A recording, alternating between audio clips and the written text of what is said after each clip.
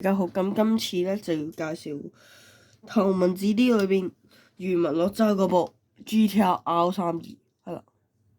咁佢同其他有啲 Tomica 車一樣啦，都係兩面可以開嘅，當然。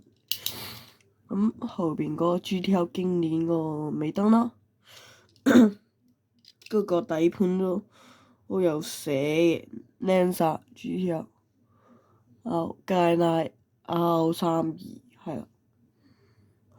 就有寫嘅，咁都係寫翻啲資料啦。呢度係啦，好咁係啦，咁呢部車就係2005年嗰套《頭文字 D》裏邊余文樂嗰鐘離毅所揸嗰部GTR R32，即係俾主角藤原拓海過咗嗰部 R32，係啦。好，咁今條片嚟到呢度先啦。